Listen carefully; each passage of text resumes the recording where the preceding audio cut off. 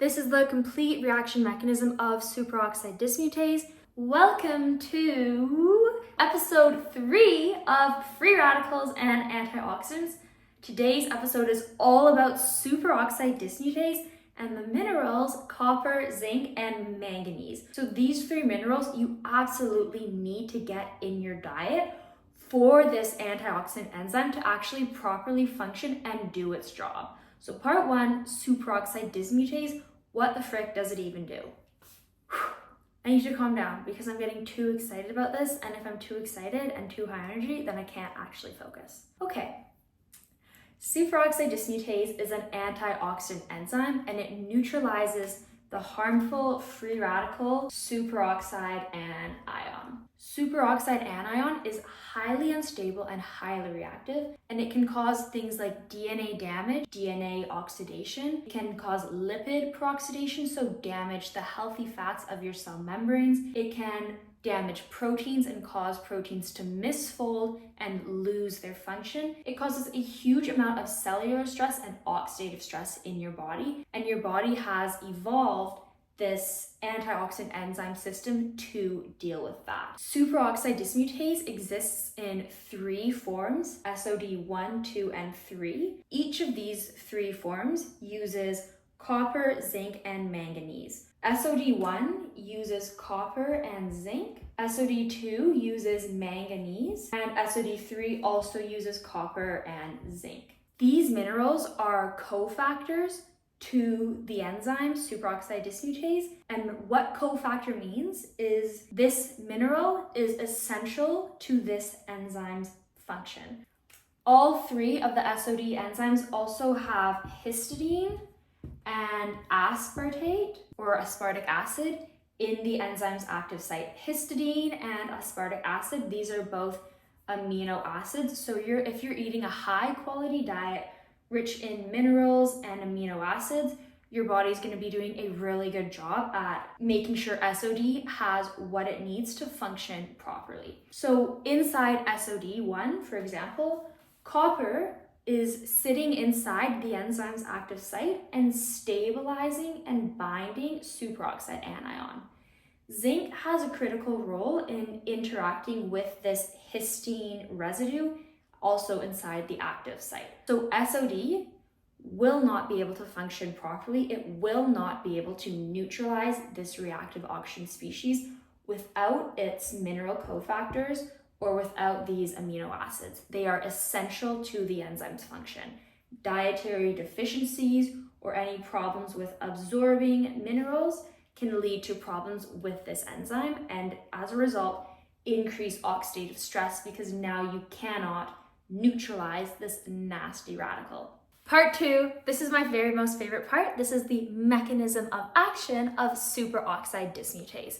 So we already established that superoxide dismutase has a histidine residue and an aspartate residue in its active site, and it also needs copper, zinc, and manganese to actually function properly. But let's see how the frick superoxide dismutase actually works. Once oxygen is bound in the active site of superoxide dismutase, SOD will combine that superoxide anion with 2 protons, and this makes hydrogen peroxide.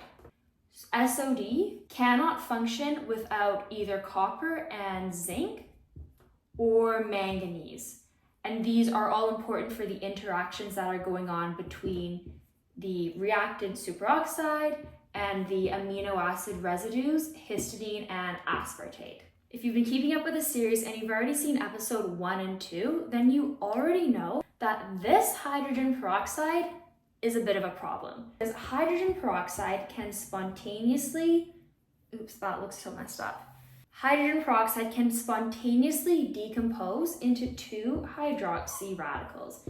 And these hydroxy radicals themselves are reactive oxygen species, and they can cause lipid oxidation, oxidized cholesterol, and increase inflammation and oxidative stress within your cells. And so now that we've arrived at this hydrogen peroxide, we're gonna need the antioxidant enzymes glutathione peroxidase, glutathione reductase, And maybe we're going to use the enzyme catalase as well to deal with this new hydrogen peroxide problem. Glutathione peroxidase and glutathione reductase, this is kind of like your glutathione system. This is why you need the mineral selenium and also the B vitamins niacin and riboflavin, because this whole entire glutathione antioxidant system will not function without selenium, and it will not function without riboflavin and niacin. All these minerals, copper, zinc, manganese, selenium, you can get those in a nutrient-dense whole foods diet with wild meat. I eat a lot of elk, bison, venison, salmon, beets, kale, broccoli, bananas, dark leafy berries, almonds, pistachios.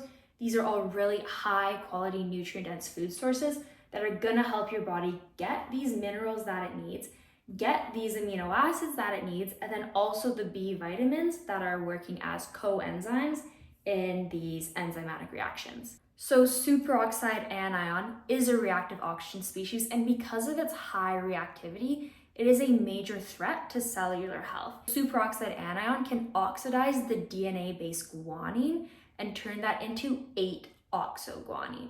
If you have 8-oxoguanine instead of normal guanine, that changes what that molecule will favorably bond with.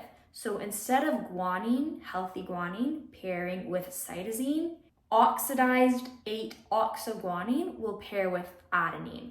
If your cell replicates this DNA with the mismatched base pair, that can cause permanent mutation in the cell. Having any type of DNA mutation in a cell severely impairs cellular function, but it's also increasing risk of cancer or cell death or proteinopathies, diseases of protein misfolding. Superoxide anion increases inflammation and it increases oxidative stress in the cell. Having more superoxide anion in your mitochondria can dramatically impair mitochondrial health, because now this nasty radical might be zapping the lipids in your mitochondrial membrane, and now all of a sudden you have mitochondrial dysfunction.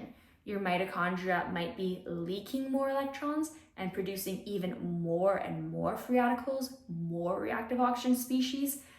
Oxidative stress in the cell goes up, redox balance is thrown off, and this can lead to cell death or apoptosis and just more DNA damage, more inflammation. So it is so important you take good care of your cellular health and you eat a nutrient-dense, high-quality diet. You're not overeating and you're not under-exercising. You're keeping your body moving and you're staying fit. This is all gonna help improve your cellular health and help improve your antioxidant defense system. Take a screenshot of this because this is the complete reaction mechanism of superoxide dismutase. You have a superoxide anion, combine it with 2 protons inside the active site of superoxide dismutase.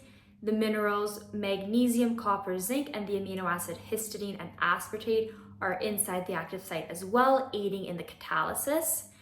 And now you're at hydrogen peroxide. Hydrogen peroxide has 2 options. It's either going to spontaneously decompose into 2 hydroxyl radicals, and now we're just getting more oxidative stress and inflammation, or your antioxidant enzymes, catalase, glutathione peroxidase, and glutathione reductase are gonna step into high gear, and they are going to take this hydrogen peroxide, neutralize it into a water molecule and an oxygen molecule. Glutathione peroxidase and glutathione reductase, these enzymes are a part of the glutathione antioxidant system, and that is going to be episode 4 coming right up next, now that we've finished this one and you know everything you need to know about superoxide dismutase. So this concludes episode 3 of antioxidants and free radicals. See you in episode 4, all about glutathione, and I hope you all have such a lovely day. Bye-bye, everybody.